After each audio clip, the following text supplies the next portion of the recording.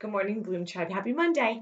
I uh, I wanted to do Mindfulness Monday today as a follow-up to my blog because I think it has an essence of mindfulness in it that I thought it was be a good idea to kind of tease out and give some examples of what I'm talking about. So if you haven't read the blog, I posted it last Friday. Please do. It's at www.youandibloom.com /blog. Go get to my blog there, or just go to the homepage, click blog, and you're in. But I just wanted to kind of talk about it in the essence of giving you some examples of what I was talking about and kind of talk about it through the mindfulness lens. So essentially, the blog was about I have a really good friend, and you'll get to know this person in different ways through Bloom. But she's super wise, and I've learned so much from her. She's very like I would say serves as my spiritual coach in a lot of other ways. She's a fellow coach. We spar intellectually. We have all of these really good conversations about life and just everything, all the things.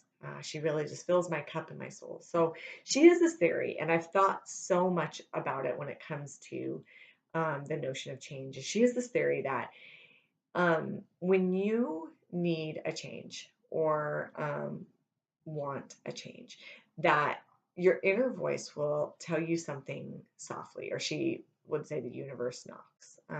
So whatever you want to call it, something inside you will kind of cue you to the fact that you need change. But often we are not either in tune with ourselves and that voice anymore, or we just don't like intentionally kind of push it away because change is so scary. And so there are a lot of like signals or cues that would lead up to an impending change that your body tries to tell you, your soul tries to tell you, the world around you tries to tell you, however you want to frame it up. Um, and if you push it away for too long, eventually it will get louder, right? It will come in, it will knock once and kind of give you a little nudge of maybe you need a change in your life.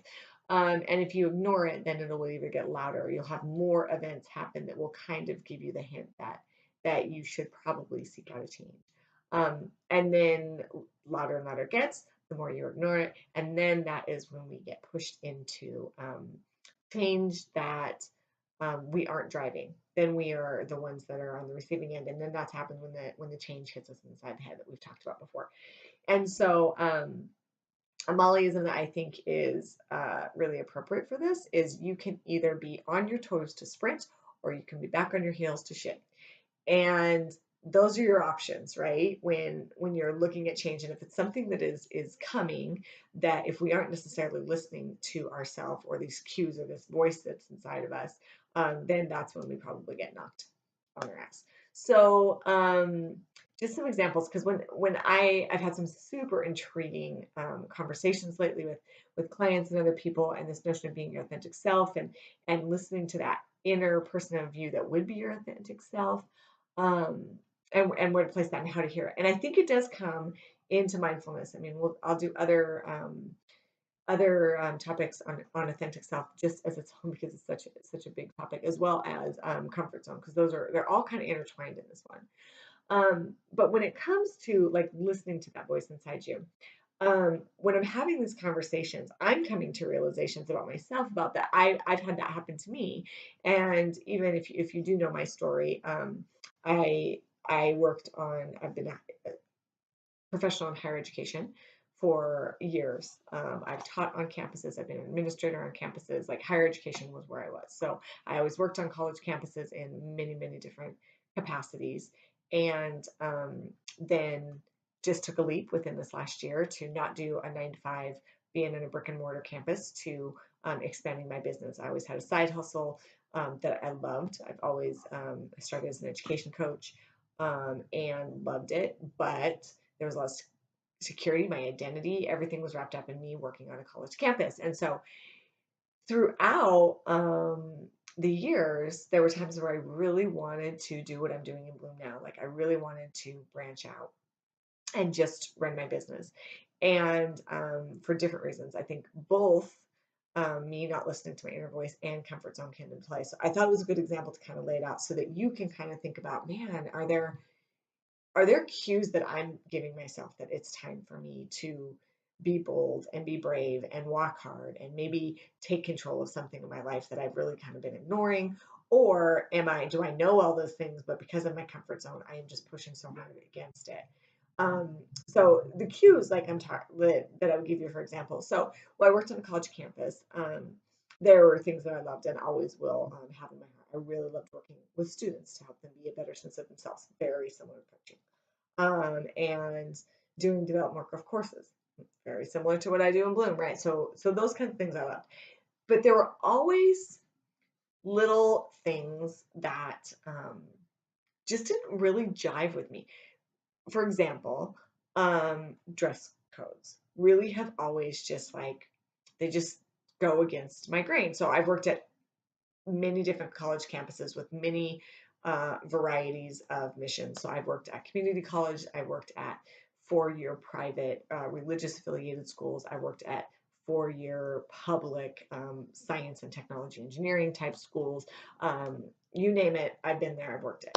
So it always seemed weird to me, especially one particular school that I worked at. It was a heeled up, buttoned up, heeled up um, office that I worked in, which means that when we went to work, we were buttoned up. We were dressed to the nines, and we were to wear heels every day. Which now, when I think about that, I was teaching like 3 to 6 sections a semester, and so I would stand in heels and teach for hours a day, which is just not me. That is not me. Now, do not get me wrong. I love me a heel. And I used to be able to rock them like nobody's business. I love the way they look. I love all different kinds of shoes. If the 3 things I got from my grandmother, love of chocolate, reading, and shoes. I love shoes. And I wish I could wear them as much as I wanted. However, to stand and teach in them for 10 hours is just silly to me. Like that's just not practical um, at all.